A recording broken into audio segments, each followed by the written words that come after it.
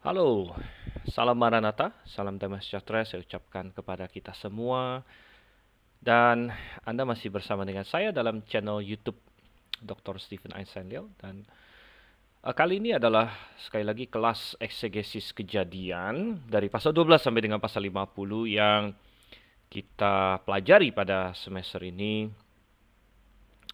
secara online karena adanya pandemi. Dan juga ya kita harapkan pandemi segera berakhir, namun saya merasa agak tanggung juga, artinya sekalipun mungkin sudah bisa berhadapan muka, namun mungkin ada banyak yang lain yang di luar dari kids yang mengikuti pembahasan kejadian pasal 12 sampai pasal 50 ini, sehingga akan sangat sayang kalau putus di tengah jalan. Oleh karena itu, kita akan terus melanjutkan dengan menggunakan medium YouTube ini. Oke, dan kita sudah sampai di dalam kejadian pasalnya yang ke-37 ya.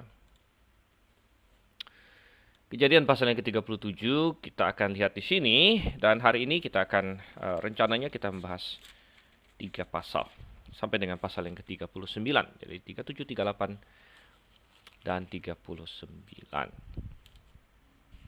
Baik, dan sebelum kita mulai, kita berdoa terlebih dahulu. Bapa di surga, kami mengucap syukur untuk kasih setiamu pada kami. Kiranya Engkau yang menolong, menerangi hati dan pikiran kami sehingga kami memahami firman-Mu, kebenaran-Mu, bukan hanya sebagai sesuatu yang kami pelajari secara akademis, namun itu membantu kami melihat keseluruhan firman-Mu dengan kacamata yang benar, dan juga membantu kami untuk menjalani hidup kami sesuai dengan keinginan dan maksud-Mu yang sempurna.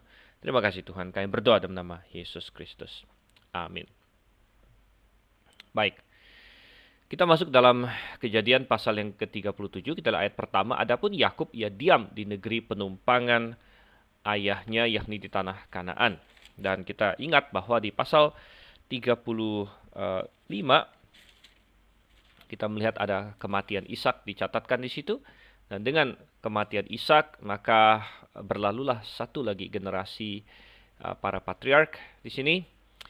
Dan kita di pasal 36 kita disuguhkan daftar silsilah Esau.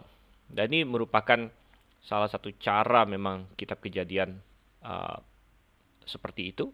Kalau Anda melihat susunan-susunan silsilah di kitab Kejadian selalu adalah silsilah yang cabang yang tidak akan diteruskan itu disebut duluan. Misalnya mulai dari Kejadian pasal 4 di situ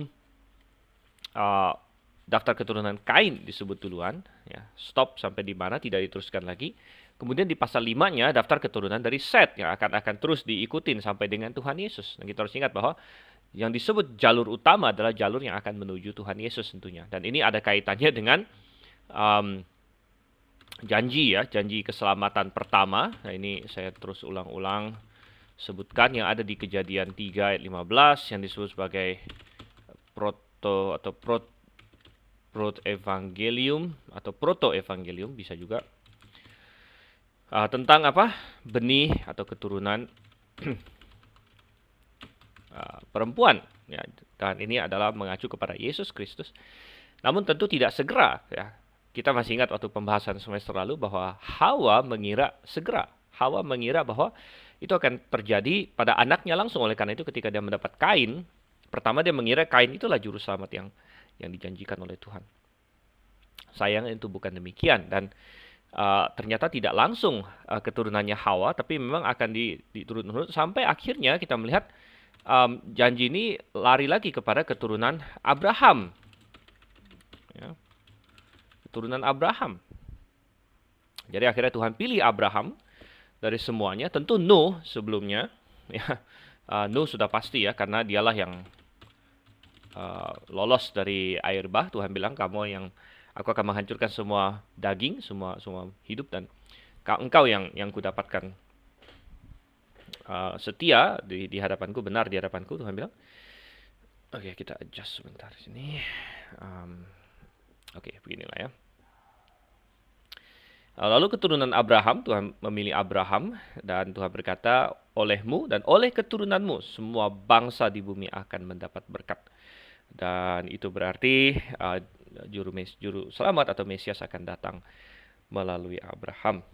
Ya, dan salah satu tema yang sangat menarik di dalam kitab Kejadian adalah bagaimana Tuhan memelihara janji ini. Kita sudah singgung itu, Tuhan memelihara janji ini terhadap serangan iblis. Ya, serangan iblis terjadi di pasal 6, di mana ada anak-anak Allah, malaikat-malaikat yang bersetubuh dengan wanita-wanita, ya, mencoba untuk itu salah satu serangan iblis. Dia tahu bahwa ada janji Tuhan tentang keturunan perempuan, dia mencoba untuk merusak sebanyak mungkin perempuan. Gitu.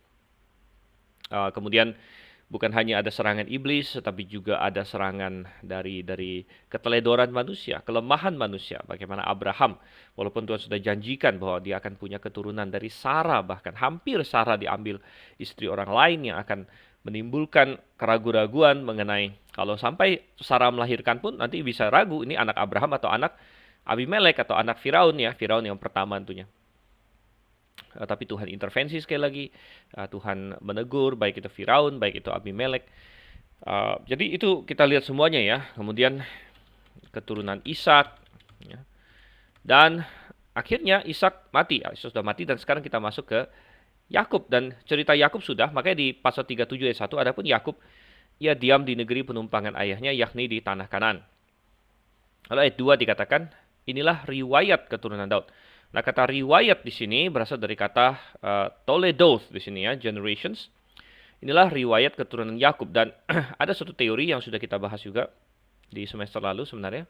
Ada satu teori bahwa Toledo ini ada sekitar ada sekitar 9 begitu atau 10 Toledo di dalam kitab Kejadian yang ini bisa mengacu kepada informasi yang diberikan oleh Yakub, ya. Toledo Yakub berarti informasi yang diberikan oleh Yakub, dan itu mengacu kepada apa yang tertulis di atas, ya, sebelumnya begitu mengenai hidup Yakub, ya. Jadi Toledo bisa dianggap sebagai pengakhir atau penutup dari bagian. Jadi bagian ini, bagian yang ditulis oleh Yakub ditutup oleh Toledo Yakub, gitu. Dan memang fokus kini beralih, ya, sesudah kita melihat ini Yakub. Fokus beralih kepada yang keempat. Jadi kita sering bilang bahwa di dalam kitab Kejadian ayat pasal 1 sampai pasal 11, ya, di pasal 1 sampai pasal 11 itu ada 4 peristiwa besar. Yaitu apa? Penciptaan,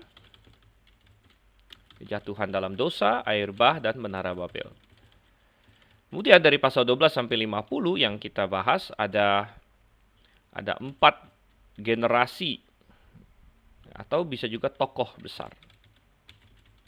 Yaitu Abraham, Ishak, Yakub, nah kemudian Yusuf atau bisa juga generasi 12 suku Israel, ya. Jadi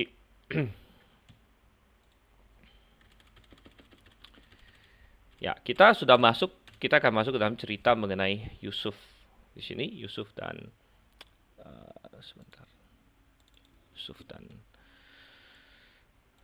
ya dan saudara-saudaranya.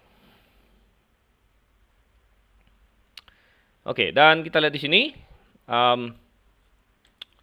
Jadi cerita beralih kepada fokus pada Yusuf ayat 2. Yusuf tatkala berumur 17 tahun, jadi masih muda, biasa menggembalakan kambing domba bersama-sama dengan saudara-saudaranya, anak-anak Bilha dan Zilpa, kedua istri ayahnya. Dan Yusuf menyampaikan kepada ayahnya kabar tentang kejahatan saudara-saudaranya. Israel lebih mengasihi Yusuf dari semua anaknya lain, sebab Yusuf itulah anaknya yang lahir pada masa tuanya. Dan dia menyuruh membuat jubah yang maha indah bagi dia. Oke, fokus beralih kepada Yusuf. Kita tahu Yusuf adalah anak Rahel. Rahel adalah istri yang favoritnya Yakub, dan kita melihat bahwa Yakub tidak belajar dari kesalahan bapaknya, padahal dia mestinya belajar karena kita tahu bapaknya favorit kepada Esau dan merugikan diri dia, merugikan Yakub, dan mestinya Yakub belajar dari situ bahwa wah, dia tidak boleh main favorit ya, tetapi dia favorit pada Yusuf ya. Mungkin ini karena memang dia paling mengasihi Rahel. Jadi Yusuf adalah anaknya Rahel dan itu terlihat ya, dia mengasihi Yusuf dari semua anak yang lain sebab Yusuf anaknya lahir pada masa tuanya, sehingga bahkan dia memberikan pemberian yang spesial. Dia menyuruh dia membuat jubah yang maha indah, katanya di sini ya. Jubah yang maha indah dalam bahasa Inggris disebut a coat of many colors. Secara literal adalah ketonit pasim di sini ya, pasim. Jadi ini berbicara mengenai jubah yang panjang yang terdiri dari banyak warna, dan kita harus paham bahwa pada zaman itu untuk membuat banyak warna itu tidak mudah ya, tidak seperti sekarang di mana baju itu memang banyak yang warna-warni ya, tapi pada waktu itu sulit. Jadi ini suatu yang mahal, bukan hanya mahal tapi menunjukkan status juga, karena orang yang memakai baju seperti ini biasanya dianggap orang yang statusnya tinggi dan sebagainya. Dan kita melihat di sini, kembali ke ayat 2, dia biasa menggembalakan kambing domba. Jadi satu hal yang minimal saya lihat lumayan lah Yakub ya. Dia tidak, walaupun dia sangat mengasihi Yakub, tapi dia tidak memanjakannya sedemikian rupa. Dia memfavoritkan Yusuf, tapi dia tidak memanjakannya sehingga merusak Yusuf begitu. Itu satu hal yang bagus. Jadi Yusuf tetap disuruh menggembalakan kambing domba, dia disuruh bekerja, dan ini nanti akan sangat penting bagi Yusuf. Kalau misalnya Yusuf tidak dibiasakan bekerja, dia akan kacau sekali nanti menghadapi tantangan-tantangan hidup yang nanti kita akan lihat di pasal-pasal selanjutnya, dan saya yakin mungkin pendengar sekalian sudah tahu apa yang akan terjadi pada Yusuf selanjutnya. Tapi kita bisa lihat di sini bahwa Yusuf dibiasakan oleh bapaknya menggembalakan kambing domba, begitu, menggembalakan kambing domba. Dan ini suatu pelajaran. Hari ini banyak sekali orang tua ingin memberikan yang terbaik kepada anak-anaknya ya. Dan itu bagus tentunya, menyediakan pendidikan, memberikan makanan, pakaian, mungkin fasilitas yang begitu bagus. Tapi satu hal yang paling penting sebenarnya yang bisa diberikan orang tua kepada anak adalah, tentu nomor satu adalah hal rohani, memperkenalkan dia kepada Tuhan. Namun juga yang kedua adalah untuk membentuk karakter dia. Ini jauh lebih penting dari semua harta yang bisa kita berikan sebenarnya. Membentuk karakter anak itu, membiasakan dia untuk jujur, membiasakan dia untuk rajin, membiasakan dia untuk hemat, membiasakan dia untuk pokoknya punya karakter yang baik begitu ya, yang bisa mengasihi orang lain dan lain sebagainya.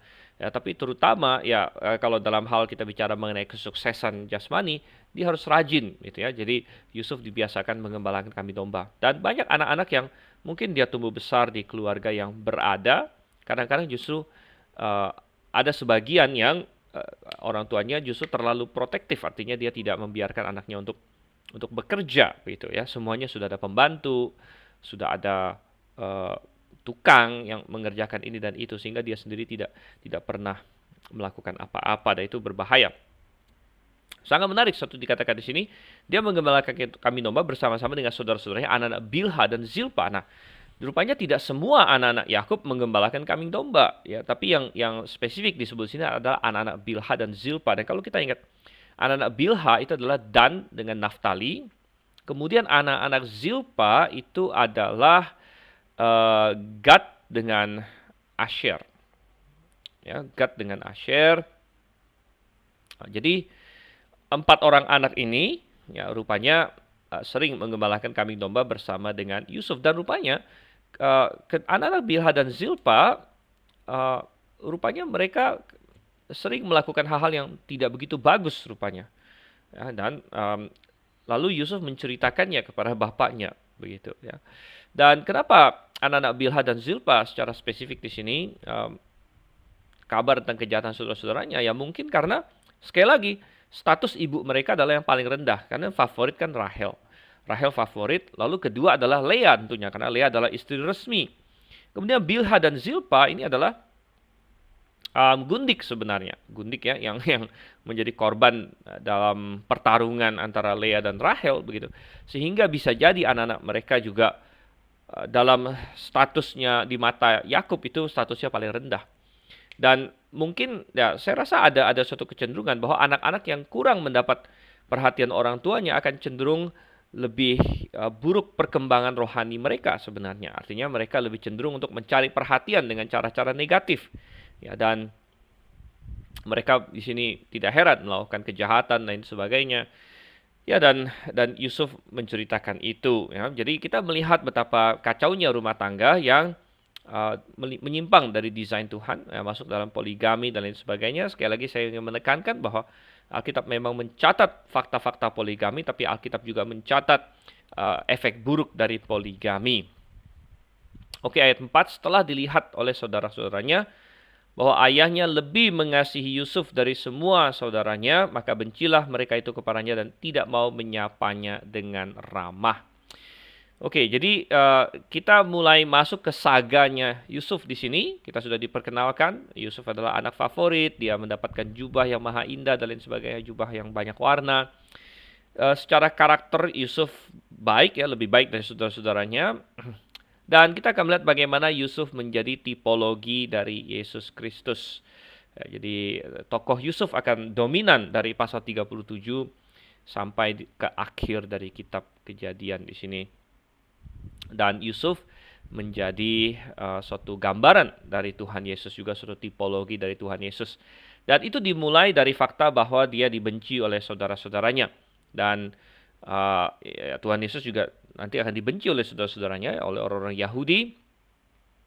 Dan Yusuf nanti akan banyak kita lihat bagaimana Yusuf menggambarkan Tuhan Yesus. Tiap-tiap dari tokoh patriark itu sebenarnya menggambarkan Tuhan Yesus dengan cara tertentu. Misalnya Abraham. Oke, Abraham mungkin pernah juga menggambarkan Allah Bapa dalam tipologi ketika dia mempersembahkan Ishak. Tapi Abraham juga menggambarkan Tuhan Yesus ketika dia menjadi orang yang beriman. Orang yang beriman. Jadi dia adalah bapa orang beriman. Dia percaya kepada Tuhan. Dan dia percaya kepada Tuhan tentunya menggambarkan bagaimana Yesus Kristus percaya secara sempurna kepada Tuhan, kepada Bapaknya, gitu ya. Ishak menggambarkan Yesus Kristus. Ya tentu dia sebagai anak yang dipersembahkan dan lain sebagainya. Yakub menggambarkan Yesus karena dia akhirnya dikasih nama Israel atau Israel, dan Yesus Kristus nanti akan menjadi Israel yang sejati, gitu ya.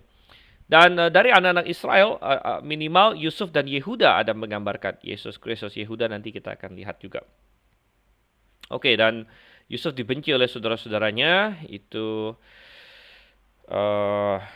jelas, gitu ya, menggambarkan Yesus Kristus juga. Nah, tetapi sebelum dan Tuhan akan memakai Yusuf secara luar biasa ya, tetapi tentunya sebelum Yusuf dipakai secara luar biasa, selalu ada masa di mana Tuhan mendewasakan mereka, Tuhan membentuk mereka, dan itu benar untuk semuanya. Bahkan untuk orang-orang yang sudah Tuhan persiapkan dari masa muda. Nah, kita ingat orang lain, misalnya Daud ya. Daud juga diurapi menjadi raja dari masa yang sangat muda. Barangkali tidak begitu jauh dari Yusuf. Dikatakan Yusuf di sini kan umurnya berapa? 17 tahun ya, 17 tahun, dan Daud juga diurapi menjadi raja bisa jadi umur belasan, kita tidak tahu, bisa jadi umur belasan. Dan tapi akhirnya Tuhan harus membentuk Daud ya, karena walaupun dia sudah sangat luar biasa, namun Tuhan masih mau bentuk dia dengan luar biasa lagi. Tuhan masih mau memoles dia ya. Dan akhirnya Daud mengalami kesusahan demi kesusahan, dikejar-kejar oleh Saul dan lain sebagainya. Demikian juga dengan Yusuf. Yusuf perlu untuk dibentuk oleh Tuhan, dan Tuhan punya rencana yang sangat indah. Ayat yang kelima dikatakan pada suatu kali bermimpilah Yusuf, lalu mimpinya itu diceritakannya kepada saudara-saudaranya. Sebab itulah mereka lebih benci lagi kepadanya. Karena katanya kepada mereka, coba dengarkan mimpi yang kumimpikan ini. Tampak kita sedang di ladang mengikat berkas-berkas gandum, lalu bangkitlah berkasku dan tegak berdiri. Kemudian datanglah berkas-berkas kamu sekalian mengelilingi dan sujud menyembah kepada berkasku itu. Dan ya tentu ini menggambarkan sesuatu ya. Dan saudara-saudaranya langsung paham. Ya, ayat 8, lalu saudara-saudaranya berkata kepadanya, apakah engkau ingin menjadi raja atas kami? Apakah engkau ingin berkuasa atas kami? Jadi makin bencilah mereka kepadanya karena mimpinya dan karena perkataannya itu. Jadi dia mimpi bahwa 11 berkas gandum mengelilingi sujud kepada berkasnya. Dan kalau kita lihat nanti selanjutnya, kita akan mendapatkan bahwa sepertinya mimpi ini adalah mimpi yang dari Tuhan memang. Karena akan terjadi, akan digenapi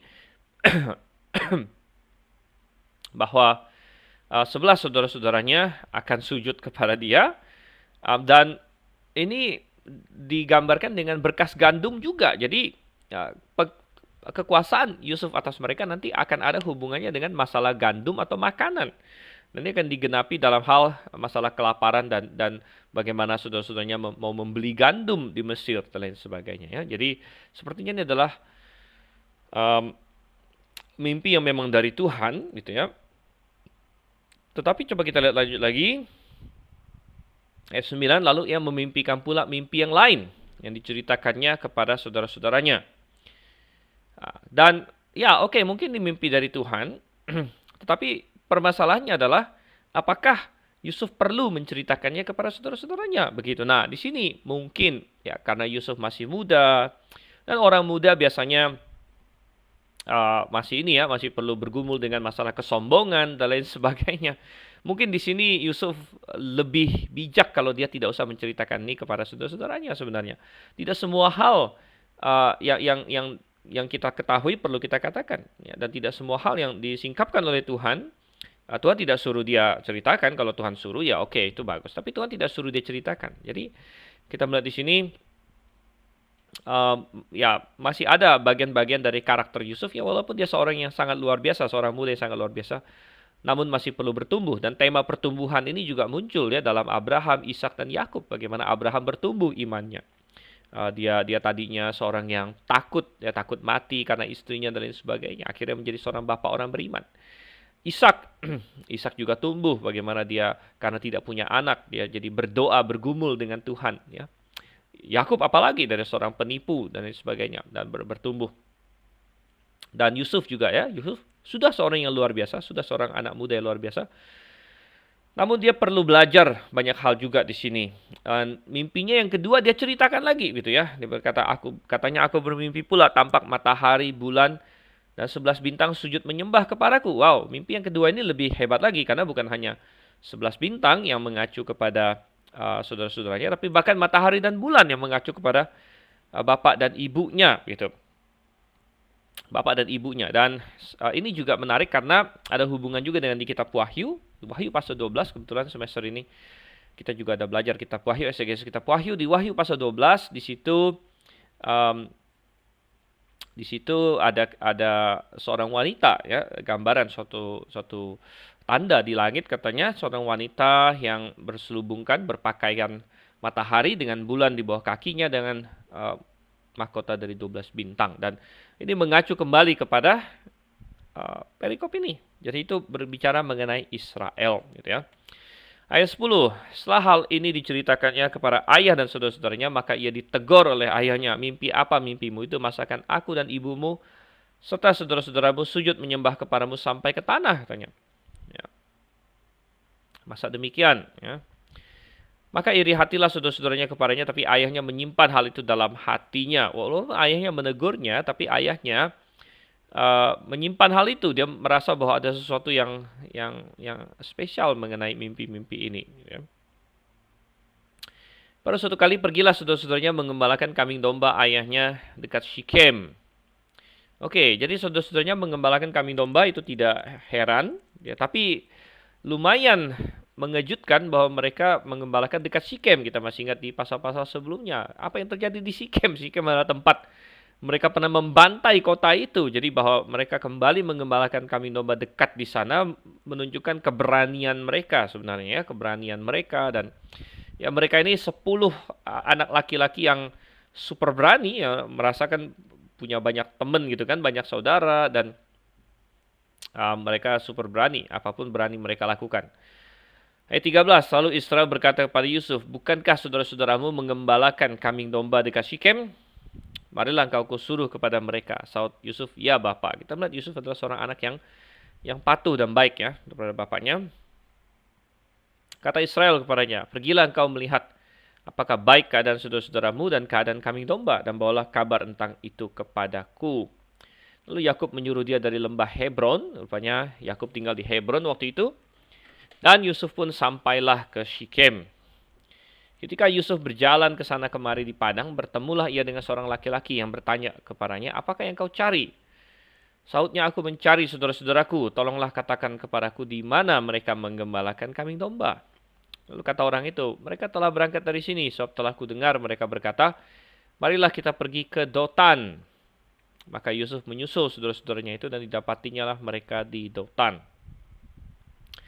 Dari jauh ia telah kelihatan pada mereka, tapi sebelum ia dekat kepada mereka, jadi rupanya Yusuf sangat menyolok ya dengan jubah yang maha indah, yang warna-warni, yang sehingga dari jauh pun orang sudah lihat, oh itu Yusuf ya, karena dia memakai jubahnya itu. Tapi sebelum ia dekat pada mereka, mereka telah bermufakat mencari daya upaya untuk membunuhnya.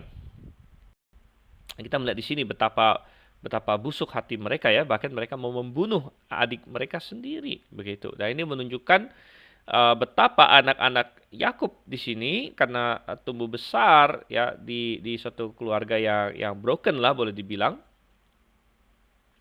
sama sekali telah gagal untuk bertumbuh secara rohani dengan baik ya, tetapi Tuhan tentu masih bekerja dalam diri mereka dan akan menuntun mereka masing-masing kepada pertobatan satu persatu, walaupun kita tidak membaca cerita tentang semuanya, tapi minimal nanti kita akan melihat bagaimana masing-masing mendapatkan ya kembali ke jalan Tuhan gitu ya. Tapi untuk saat ini mereka adalah orang-orang yang jahat boleh dibilang di sini. Mereka bahkan ingin membunuh saudara mereka sendiri.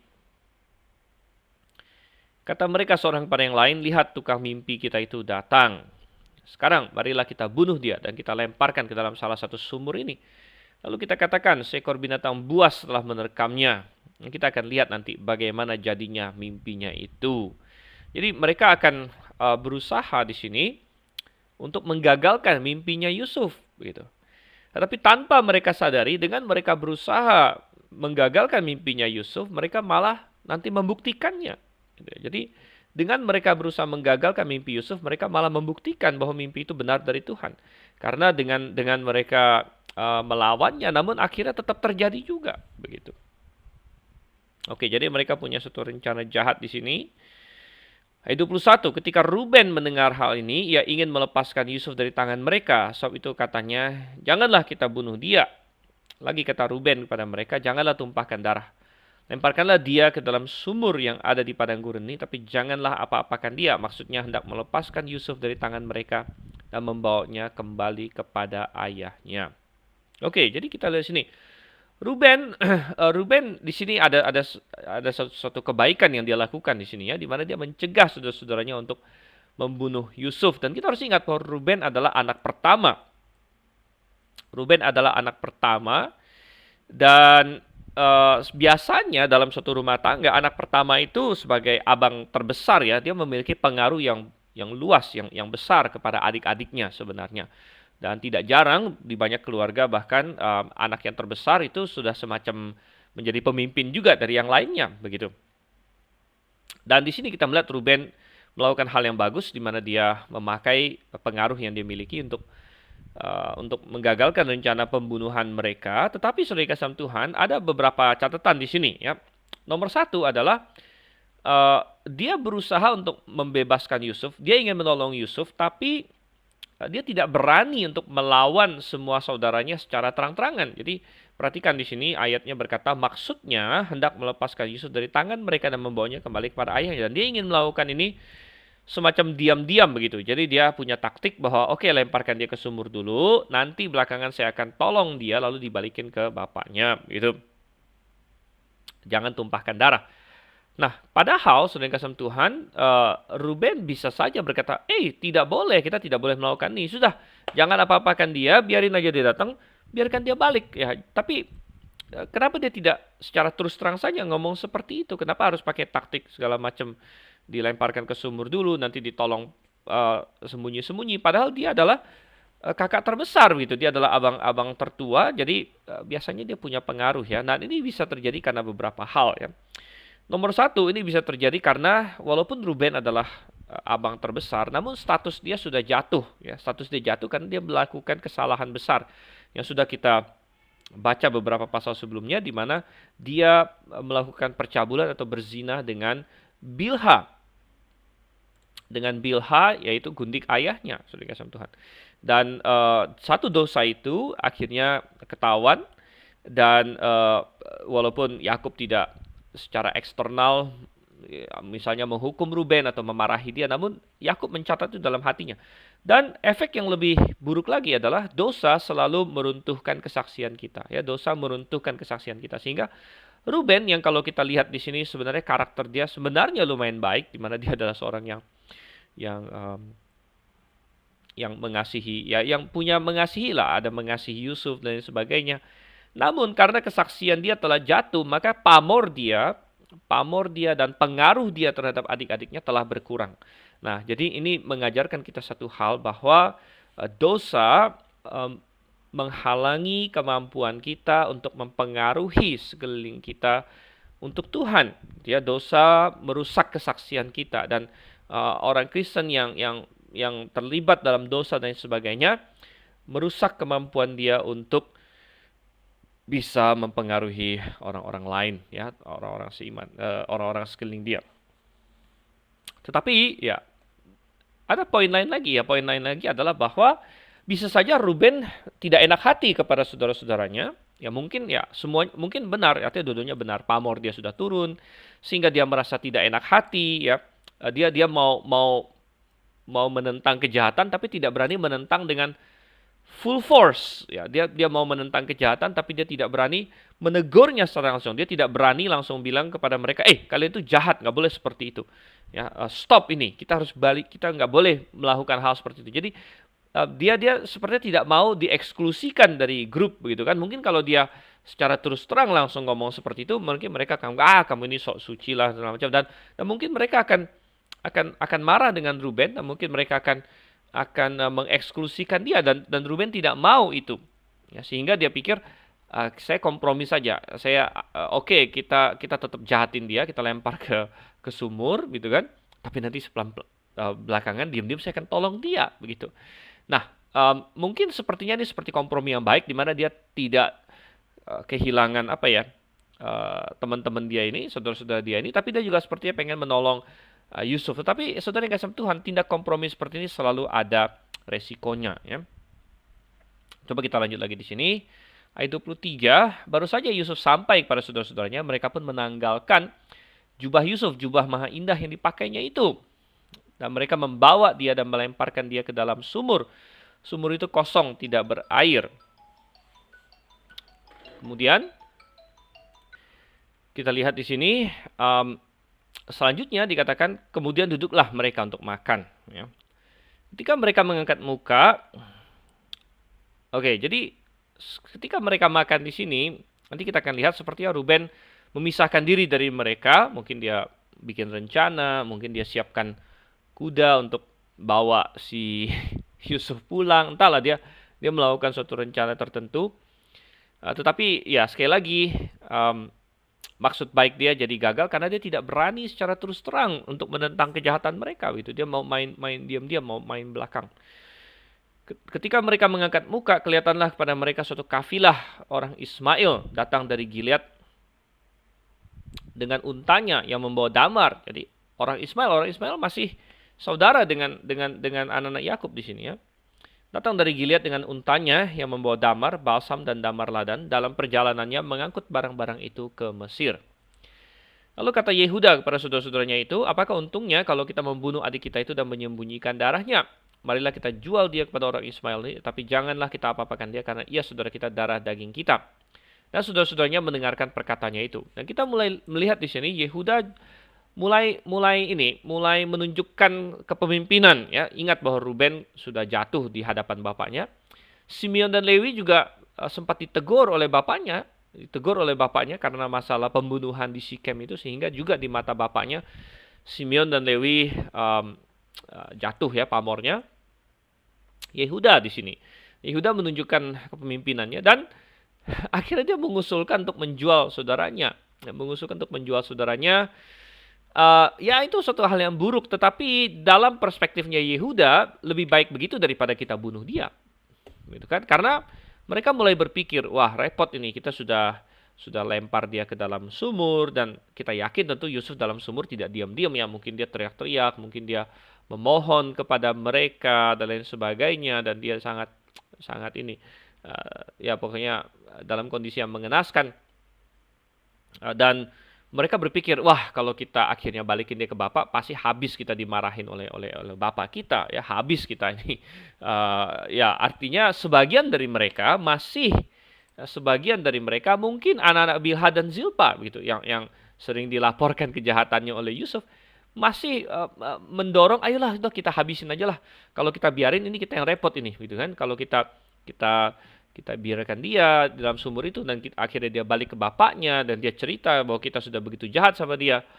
Wow, habis kita akan didamprat oleh bapak kita. Wah, bisa-bisa repot dan lain sebagainya. Dan mereka berpikir, ya lebih baik kita bunuh saja jugalah.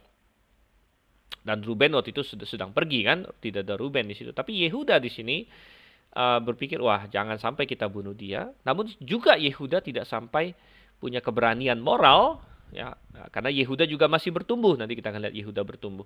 Yehuda belum punya keberanian moral untuk berkata tidak bisa begitu, kita harus kembalikan dia. Ya, sehingga akhirnya dia ambil jalan kompromi juga. Dengan kompromi kita jual dia kepada rombongan saudagar orang-orang Ismail ini. Ya. Oke, dan saudara-saudaranya mendengarkan perkataannya itu.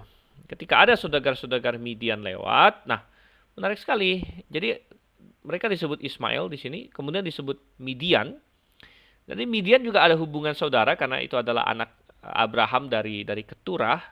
Dan rupanya antara Ismail dengan Midian ada kawin campur, ya, jadi sehingga dianggap sama. Ketika ada saudagar-saudagar Midian lewat, Yusuf diangkat ke atas dari dalam sumur itu, kemudian dijual kepada orang Ismail itu. Jadi saudagar Midian dengan orang Ismail ini dianggap sama, satu kelompok di sini ya. Dengan harga 20 shikal perak. Nah, di sini juga Yusuf menggambarkan Tuhan Yesus, mana Tuhan Yesus dijual, Yusuf juga dijual. Ya, dijual sebagai budak di sini. Dan Tuhan Yesus dijual dengan harga seorang budak, 30 keping perak. Lalu Yusuf dibawa mereka ke Mesir. Ketika Ruben kembali ke sumur itu, ternyata Yusuf tidak ada lagi di dalamnya. Ruben akhirnya kembali, mungkin dia sudah selesai bikin rencana mau tolong Yusuf, mungkin dia sudah siapkan keledai atau siapkan kuda atau apa, tapi terlambat. Ya itulah resikonya kalau kita tidak dengan tegas berdiri melawan kejahatan, ya, Yusuf tidak ada lagi dalamnya. Lalu dikoyakkannyalah jubahnya dan kembalilah ia kepada saudara-saudaranya, katanya, anak itu tidak ada lagi, kemanakah aku ini? Kemudian mereka mengambil jubah Yusuf dan menyembelih seekor kambing, lalu mencelupkan jubah itu ke dalam darahnya. Jubah maha indah itu mereka suruh antarkan kepada ayah mereka dengan pesan, ini kami dapati, silakanlah bapak periksa apakah jubah ini milik anak bapak atau tidak. Ketika Yakub memeriksa jubah itu, ia berkata, ini jubah anakku, binatang buas telah memakannya, tentulah Yusuf telah diterkam. Jadi anak-anaknya secara licik menipu bapaknya lagi. Jadi Yakub sudah kena tipu banyak kali ya, dia disebut penipu, tapi dia juga kena tipu banyak kali oleh Laban, ya, oleh Laban banyak kali gitu. Dan kemudian oleh anak-anaknya sendiri di sini. Tentulah Yusuf telah diterkam. Ya. Dan Yakub mengoyakkan jubahnya lalu mengenakan kain kabung pada pinggangnya dan berkabunglah ia berhari-hari lamanya karena anak itu.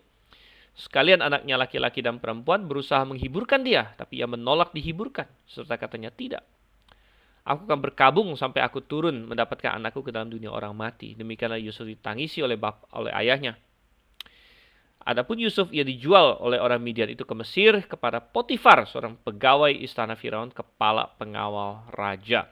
Ya, beberapa poin yang bisa kita tangkap di sini adalah bagaimana Yakub menangisi Yusuf dengan luar biasa, tidak mau dihiburkan, dan secara manusiawi kita bisa memahami bahwa dia sampai tidak mau dihibur, ya ini adalah anak kesayangannya. Tetapi belakangan kita akan lihat ini rupanya berlangsung bertahun-tahun dan ini secara sangat negatif mempengaruhi Yakub sampai dia overprotective terhadap Benyamin. Belakangan kita akan lihat di pasal-pasal selanjutnya Benyamin tidak boleh jauh-jauh dari Yakub, bahkan untuk turun ke Mesir bersama dengan saudara-saudaranya yang lain juga tidak diperbolehkan sama sekali. Jadi ini adalah kompensasi kesedihan Yakub, dan rupanya dia bersedih terus sampai belasan tahun kemudian bahkan. Dan ini menunjukkan satu hal, sebenarnya Yusuf belum mati. Ya, Yusuf belum mati, tapi di benak Yakub Yusuf sudah mati karena dia mengira dia sudah mati. Dan ini mengajar kita suatu prinsip bahwa kadang-kadang kita bilang state of our mind, apa istilahnya? Kondisi pikiran kita itu lebih penting daripada bahkan benar tidaknya, begitu. Benar tidaknya sesuatu. Jadi kalau kita sangat mempercayai sesuatu, maka itu mempengaruhi kita, begitu. Misalnya, ya seperti ada di dalam kedokteran ya, ya seringkali ada orang datang dia minta apa? Dia datang ke dokter ya, lalu dokter dan dia minta disuntik ya, padahal penyakitnya nggak perlu suntik punya, begitu. Dokter banyak yang tahu nih nggak pakai suntik punya, tapi banyak orang yang ngotot, saya mau disuntik, kalau nggak saya nggak sembuh. Sama dokter itu saya disuntik ya, akhirnya dokter bingung juga, akhirnya dia suntik aja, suntik yang vitamin atau apa gitu kan. Tapi orang itu merasa, wah saya sudah diobatin, sudah disuntik dan benar jadi sembuh gitu. Kenapa? Karena pikiran dia, wah saya sudah diobatin, saya sembuh ya. Nah demikian juga ya dalam banyak hal. Kalau kita dalam pikiran kita punya iman kepada Tuhan, apalagi ya bahwa ya Tuhan menyertai saya dan Tuhan melindungi saya, maka kita menjalani hidup ini dengan sukacita, dengan ucapan syukur.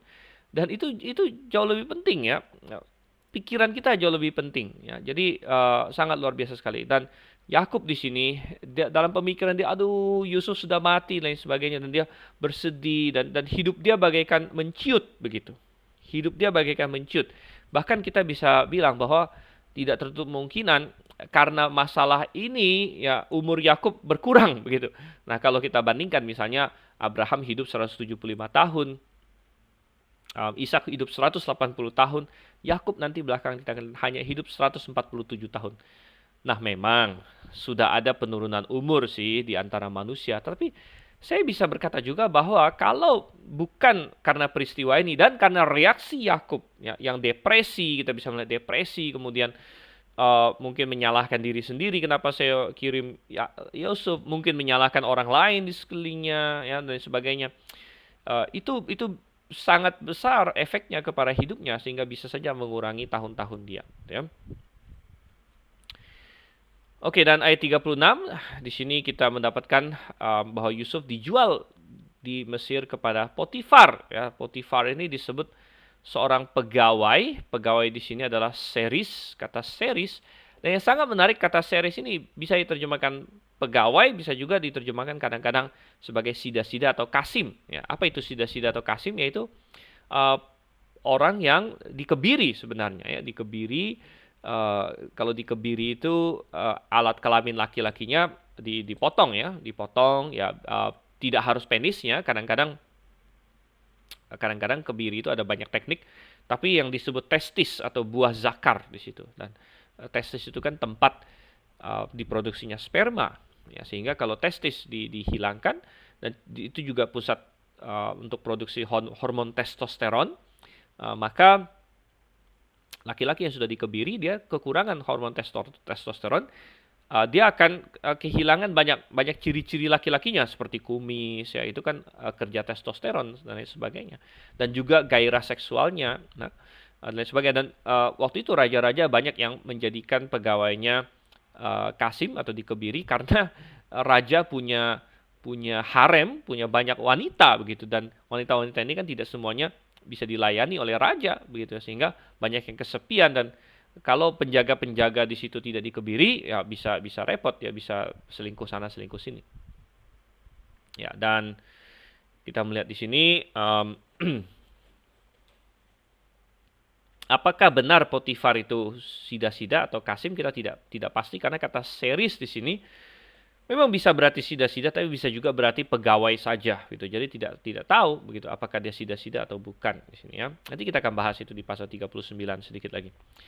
Seorang kapten ya, captain of the guard ya. Jadi sar, pemimpin, komandan dari Tabachim di sini. Tabachim di sini bisa dianggap semacam polisi begitu, atau semacam pasukan khususnya raja. Jadi si Potifar ini orang penting ya, karena dia adalah semacam ya kepala KGB lah kalau di Rusia gitu, atau kepala CIA gitu ya, kalau di Amerika.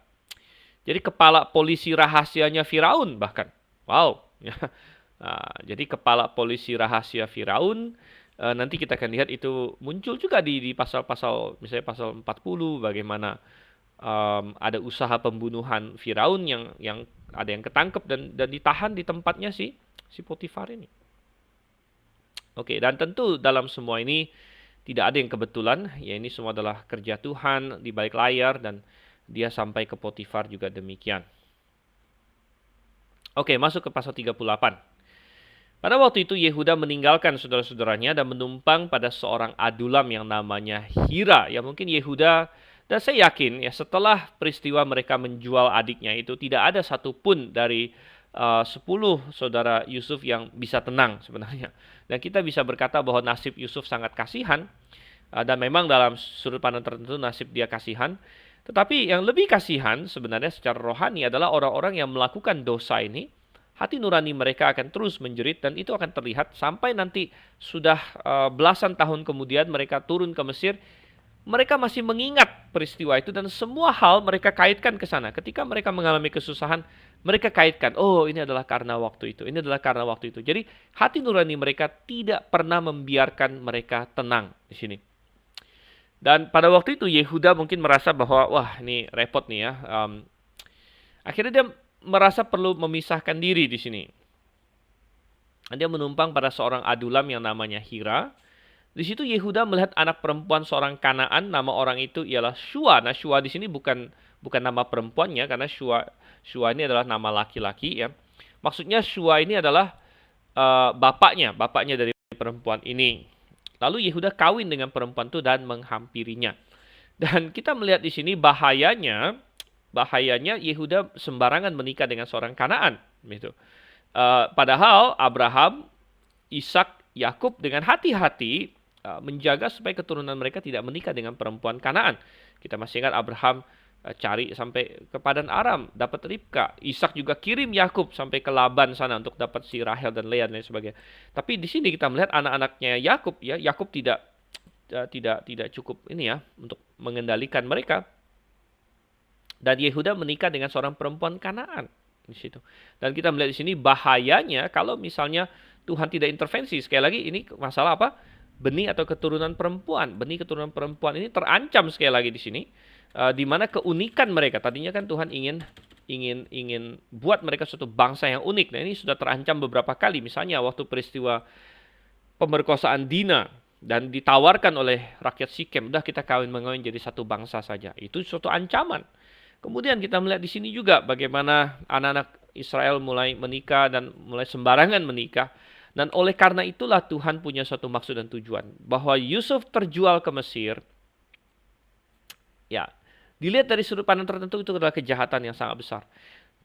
Tapi nanti kita akan melihat tema utama dalam kitab Kejadian adalah salah satunya di Kejadian 50 ayat 20. Di mana Yusuf berkata pada saudara-saudaranya, kalian mereka-rekakannya untuk kejahatan, tapi Allah mereka-rekakannya untuk kebaikan. Dan Tuhan punya rencana. Tuhan sudah memulai rencana bahwa orang Israel kalau dibiarkan begitu saja pasti akan terkamiri, pasti akan kawin campur, pasti akan tertelan oleh negeri Kanaan. Tapi Tuhan punya rencana untuk keluarkan mereka untuk sementara waktu dari Kanaan ke Mesir untuk ditindas di sana. Ditindas itu supaya akhirnya mereka menjadi satu bangsa, punya suatu identitas kebangsaan tersendiri.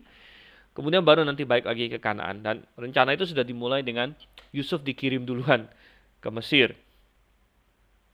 Oke, ayat 3, perempuan itu mengandung lalu melahirkan seorang anak laki-laki dan menamai anak itu Er. Sesudah itu perempuan itu mengandung lagi lalu melahirkan seorang anak laki-laki dan menamai anak itu Onan. Jadi anak Yehuda ada 3 ya. Kemudian perempuan itu melahirkan seorang anak laki-laki sekali lagi dan menamai anak itu Shela. Jadi Er, Onan dan Shela. Nanti kita akan tambah 4 dan 5 juga ya. Itu sementara 3 ini, Yehuda sedang berada di Kezib ketika anak itu dilahirkan. Sesudah itu Yehuda mengambil bagi Er anak sulungnya seorang istri yang bernama Tamar. Nah, jadi ini pasti sudah sekian lama ya, minimal belasan tahun, karena anaknya harus menjadi minimal harus puber dulu. Dan memang kalau kita selidiki ya, sebenarnya Er ini menikah sangat muda sebenarnya, masih belasan tahun. Jadi dia mengambil baginya seorang istri bernama Tamar. Ya, jadi Tamar ini diceritakan. Nah, ini ada cerita tentang Tamar yang banyak orang bingung tentang cerita ini. Tapi coba kita lihat dari perspektif tertentu. Perspektif perspektif apa? Perspektif ini sekali lagi benih, benih atau keturunan perempuan tadi sudah kita telusuri dari tadi ya, keturunan Abraham, Ishak, Yakub, dan anak Israel termasuk Yehuda di sini, dan bagaimana Tuhan sedang berencana untuk menjaga ya janji keturunan perempuan ini. Dan bagaimana Yakub tahu bahwa keluarga dialah keluarga yang mewarisi janji Mesias, janji kedatangan Mesias, janji kedatangan Sang Juru Selamat, dan anak-anak Israel juga tahu sebenarnya. Oke. Dan akhirnya anaknya Yehuda yaitu mendapatkan seorang istri bernama Tamar. Tamar sini ya. Tetapi anak sulung Yehuda itu adalah jahat di mata Tuhan, maka Tuhan membunuh dia. Nah, kita tidak dikasih tahu kenapa itu jahat di bagian mananya dan sebagainya. Tapi kita bisa melihat ini adalah efek dari ibunya. Jadi istrinya Yehuda. Yehuda menikah dengan sembarangan, menikah dengan perempuan Kanaan, dan sebenarnya itu sudah ini ya. Dan akhirnya efeknya anaknya jahat di sini. Nah, karena kita melihat tadi di ayat 5, waktu Shelah lahir, Yehuda berada di Kezib. Jadi kesannya bahwa Yehuda itu sibuk dengan urusan dia, sibuk dengan dia menggembalakan kambing domba dan lain sebagainya, sehingga yang membesarkan anak dan mempengaruhi anak-anak ini kebanyakan adalah istrinya. Dan jahat, tidak dikasih tahu jahatnya di mana, tapi jahat, maka Tuhan membunuh dia. Ayat 8. Lalu berkatalah Yehuda kepada Onan, hampirilah istri kakakmu itu, kawinlah dengan dia sebagai ganti kakakmu, dan bangkitkanlah keturunan bagi kakakmu. Dan ini adalah yang disebut sebagai levirate marriage, dan ini belakangan akan diatur dengan lebih lengkap lagi di dalam hukum Taurat. Levirate marriage artinya pernikahan saudara ipar, ya, pernikahan saudara ipar. Dan ini diatur nanti belakangan, tapi rupanya sebelum hukum Musa ada pun kebiasaan seperti ini sudah ada, atau adat seperti ini sudah ada. Dan maksudnya apa? Maksudnya adalah kalau seorang wanita menikah masuk ke dalam keluarga, karena begini, ketika seorang wanita menikah, dia masuk ke dalam keluarga si laki-laki, masuk dalam keluarga laki-laki. Dan kalau misalnya suaminya meninggal, dia belum punya anak. Nah, kalau sudah punya anak, maka tidak ada terlalu banyak masalah, karena anak dia berarti kan sudah jalurnya keluarga si laki ini, gitu, jalurnya keluarga laki, dan anak itu nanti akan besar, akan menggantikan bapaknya dan juga mengurus ibunya, gitu. Tetapi kalau dia tidak punya anak, nah ini repot, gitu. Apa yang akan terjadi dengan wanita ini, gitu kan? Nah, adalah waktu itu suatu semacam adat pada waktu itu bahwa tanggung jawab keluarganya laki-laki ini untuk terus mengurusi si wanita ini, karena dia kan sudah menikah masuk ke keluarga dia. Jadi keluarga laki-laki harus mengurus si wanita ini, ya, karena dia sudah bagian dari keluarga dia. Dan cara yang paling efektif untuk mengurusnya adalah dia menikah lagi dengan saudaranya yang meninggal ini, sehingga dia menjadi istrinya, jadi dia punya suami lagi. Dan sekaligus kalau dia punya anak, anaknya yang pertama akan dihitung sebagai anak suaminya yang sudah meninggal, ya. Nah, jadi membangkitkan keturunan untuk yang sudah meninggal itu juga, begitu. Jadi ini disebut levirate marriage. Dan ini dilakukan akhirnya mati, anak kedua Onan, dan Yehuda bilang sama Onan, hampirilah istri kakakmu, kawinlah dengan dia sebagai ganti kakakmu, bangkitlah keturunan bagi kakakmu, sehingga nanti anak pertama yang dimiliki oleh Tamar akan dihitung anaknya Nah, baru nanti anak kedua, ketiga dan sebagainya dihitung sebagai anaknya Onan, gitu ya. Nah, ayat 9, tetapi Onan tahu bahwa bukan ia yang empunya keturunannya nanti, sebab itu setiap kali ia menghampiri istri kakaknya itu, ia membiarkan maninya terbuang supaya ia jangan memberi keturunan kepada kakaknya. Tetapi yang dilakukannya itu adalah jahat di mata Tuhan, maka Tuhan membunuh dia juga. Onan dibunuh. Dan kenapa? Nah, saudara sekalian, di sini kita melihat ya, ada yang berkata, oh ini karena dia melakukan onani. Nah, ini menjadi suatu istilah yang onani itu diambil dari kata onan, ya. Onani itu akhirnya diidentikan dengan masturbasi pada laki-laki, ya. Masturbasi pada laki-laki, di mana laki-laki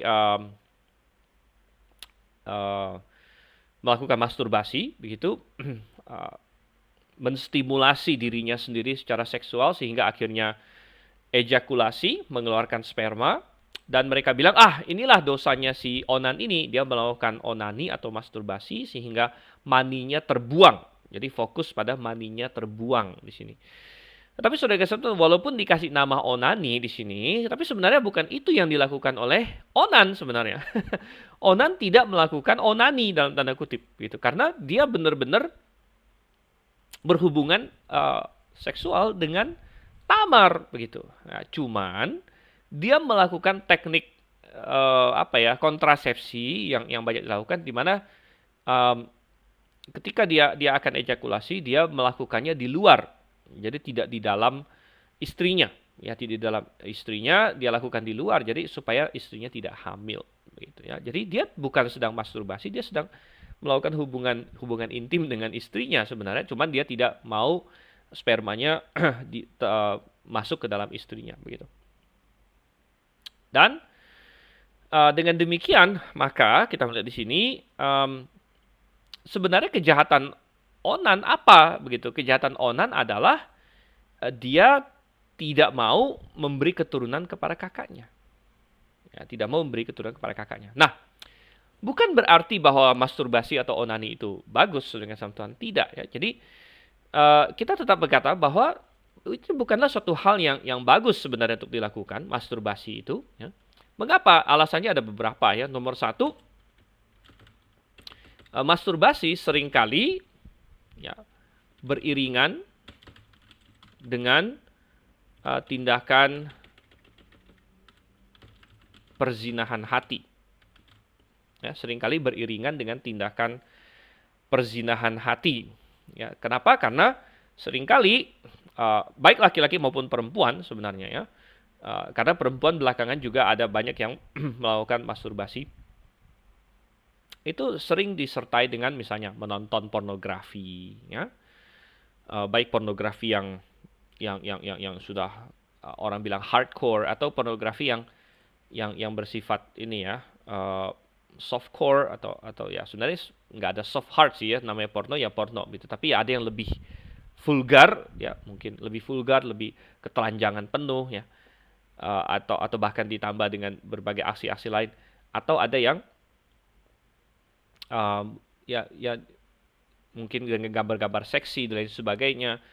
Atau kalau bagi perempuan dengan kata-kata ya, kadang-kadang perempuan bahkan tidak perlu stimulus visual, karena laki-laki lebih terpengaruh stimulus visual, tapi perempuan kadang-kadang terpengaruh kepada cerita-cerita romansa yang pornografik sebenarnya, karena digambarkan melalui kata-kata, bukan dengan lukisan, digambarkan dengan kata-kata dalam novel-novel romansa dan lain sebagainya tentang persetubuhan di situ ya, dan itu bisa menjadi pornografi bagi wanita juga.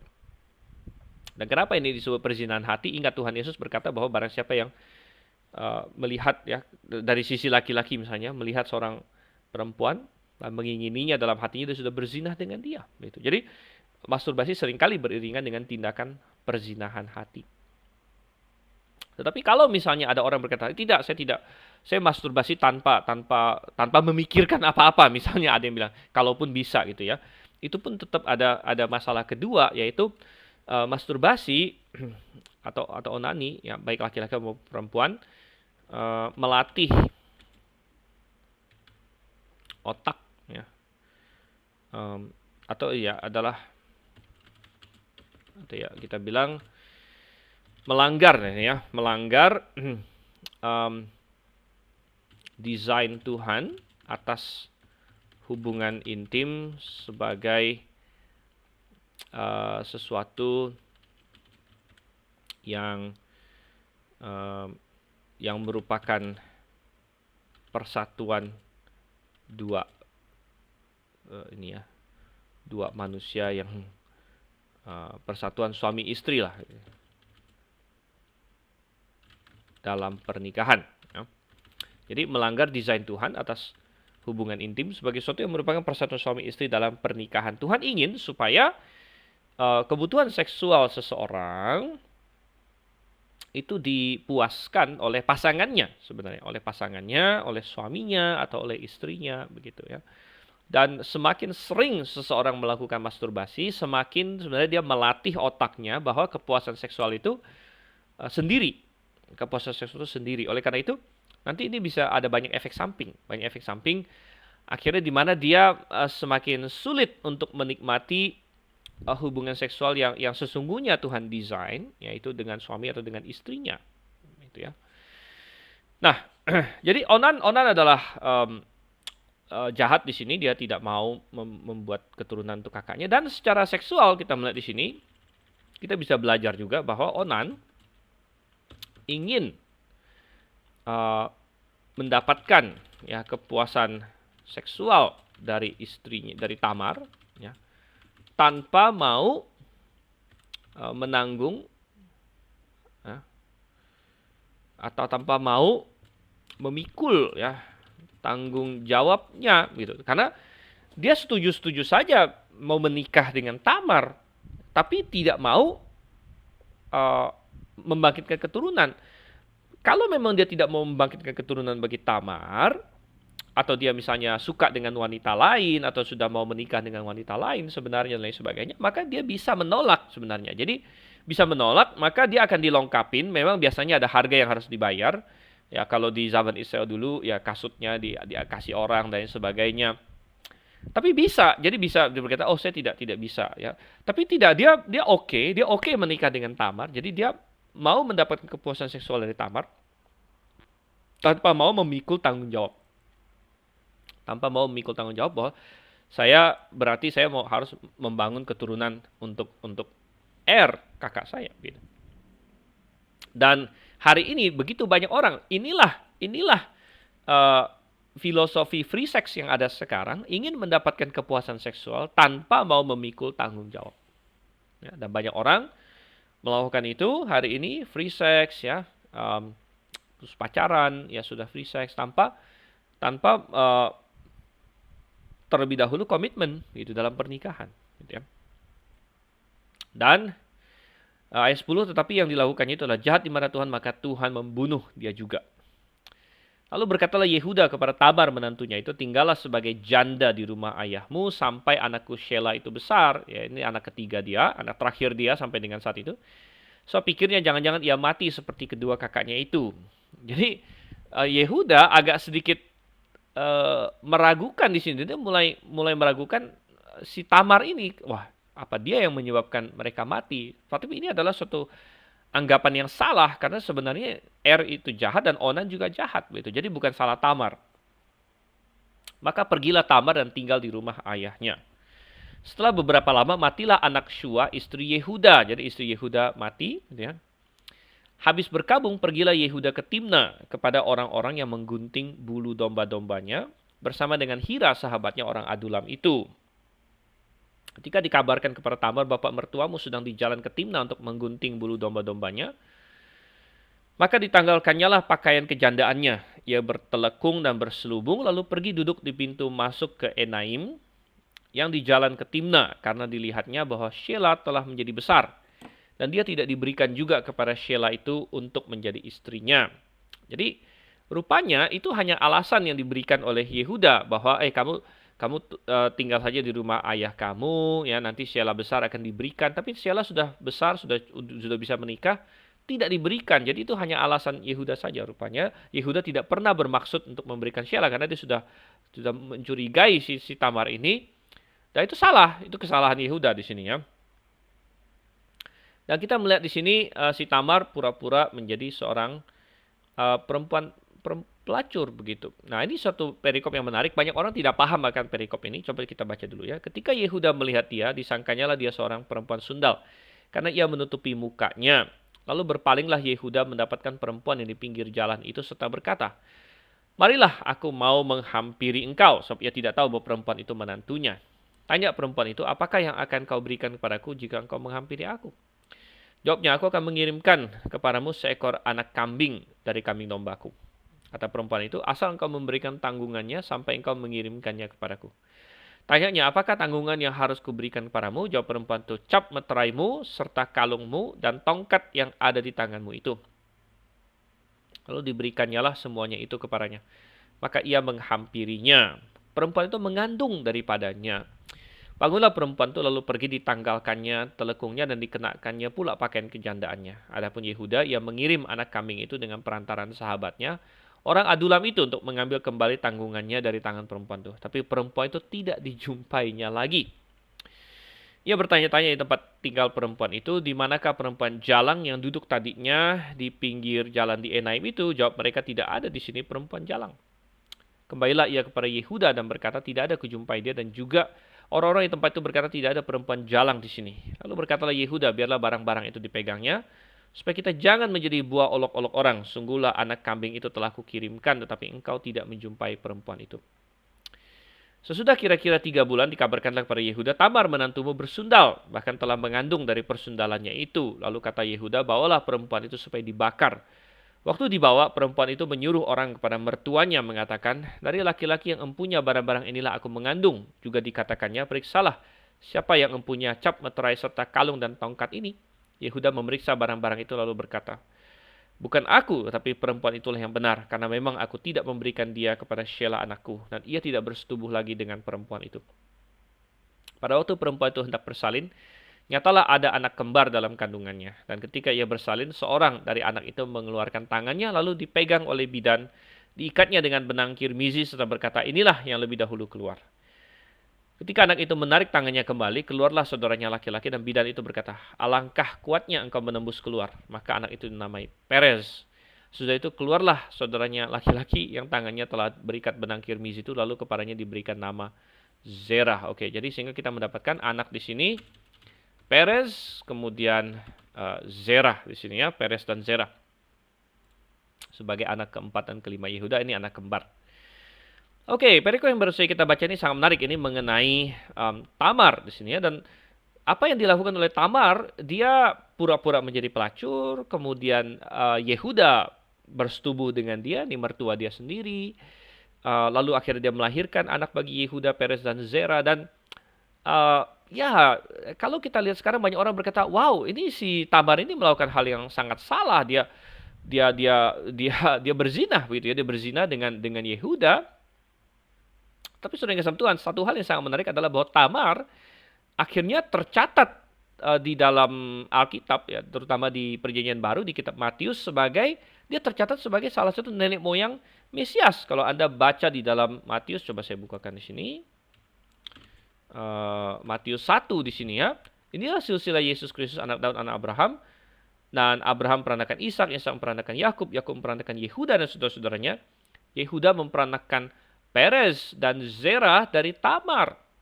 Perez dan Zerah dari Tamar dikatakan situ. Jadi Tamar disebut. Bahkan di dalam seluruh silsilah Tuhan Yesus hanya ada beberapa perempuan yang disebut. Coba kita lihat ya. Tamar 1.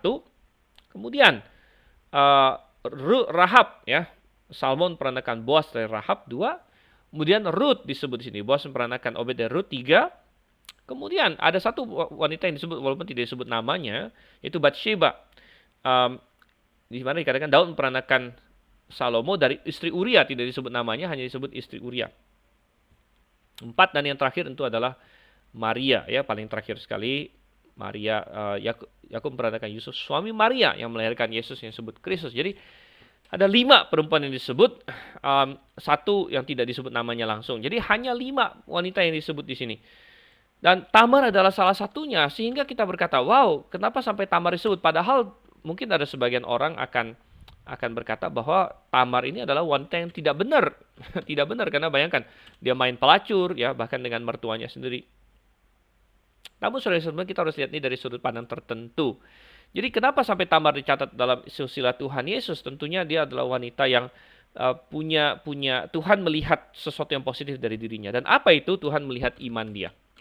Iman Tamar di sini ya.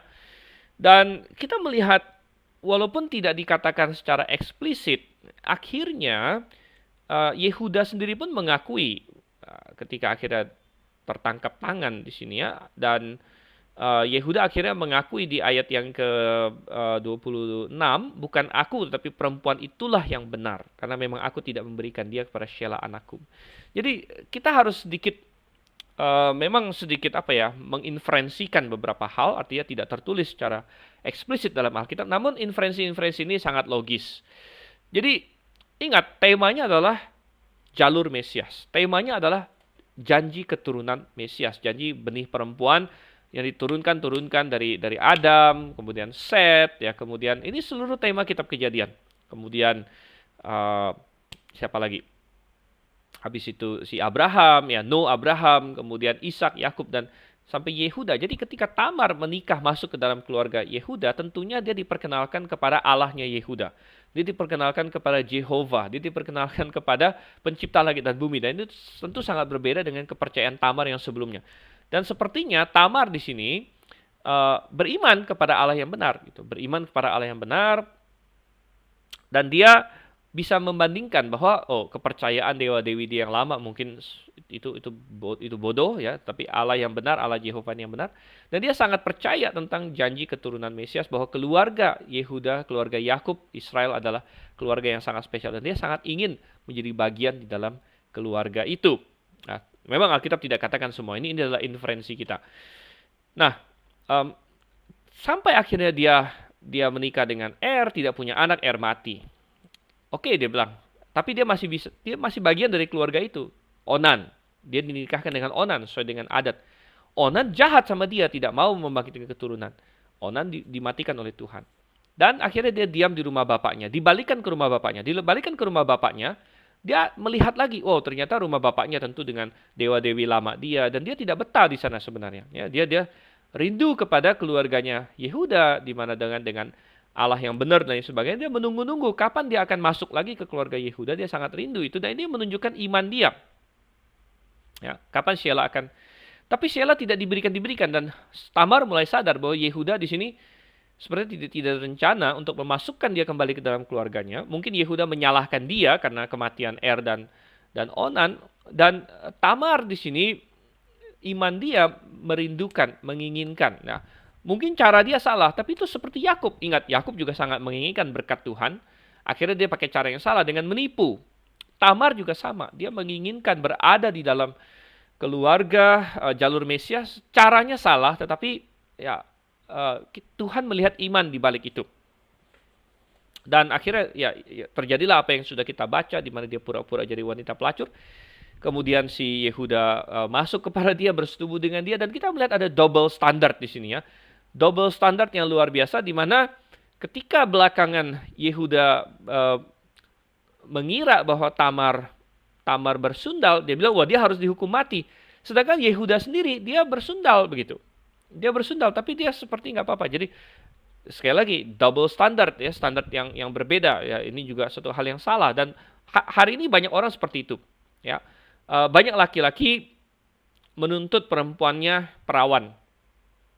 Dianya sendiri tidak menjaga dirinya. Ini juga salah sebenarnya.